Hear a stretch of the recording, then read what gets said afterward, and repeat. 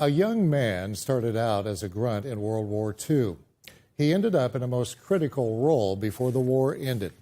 His name, Frederick Mast. Now imagine heading into combat in the skies with only a compass.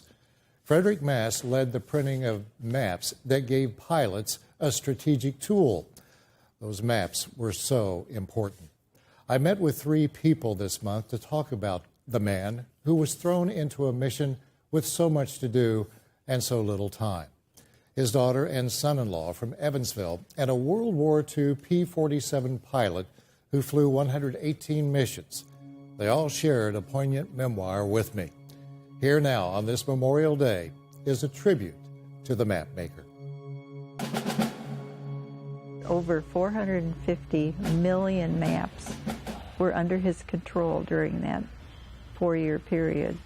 There was a lot of painstaking work to match a particular confluence of 2 rivers and where the location of a city and the terrain that occurred between those 2 spots. He made it clear that they weren't secret by any chance, but he never had the same people do the same package. You might have somebody in Boston do this package with regard to the map, somebody in San Francisco do another part of it, so that nobody ever saw the complete finish until it got to the map service. They had corrugated boxes that everybody knows they have a flute in the corrugated boxes too. And they had a special machine that would take the map, roll it up real small, and it would fit in between the flutes. So they were all told, be careful when you open those Red Cross boxes, because they had help.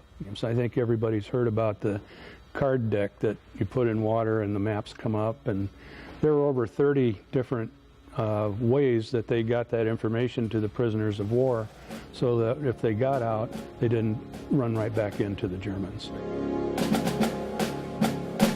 Well, first of all, we worked with paper maps, and our paper maps may have been this size. If it was a short-range target, it could have even been this size, depending on where we were going, how far, and so forth. But we had nothing like this. It was a paper map, and when we got back, well, we crumpled them up and threw them away. Everybody didn't have a map. Basically, one map would do it for the whole flight, and that was the leader. A paper map, when you start to maneuver it, is noisy. Fabric, silk especially, is extremely, it's quiet, it's thin, it can be stuffed in a pocket. They were made aware by, I believe, the French underground that Napoleon apparently was quite a geographer, and he had Western Europe pretty well laid out, and he had some limestone dies, and they made some copies of those. The Germans did not know those dies existed, and so a lot of the topographical stuff came from those dies Napoleon had made. The episode where they got the maps from the Napoleonic plates, I think, really tickled him that they were able to get that.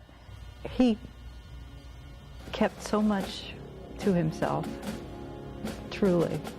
It was very private for him. The Germans complained because the Americans had better maps than they did. Retired Lieutenant Colonel Frederick Mast passed away in 2009. He was 99. He called Iowa his home. He received the Legion of Merit honor, among the highest decorations military members receive outside of combat. Now, Alan Sanderson of Evansville is still very active, a board member of the Evansville Wartime Museum.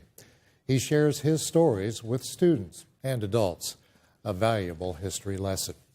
Our thanks to the Sullivan Brothers Iowa Veterans Museum for its assistance in this report.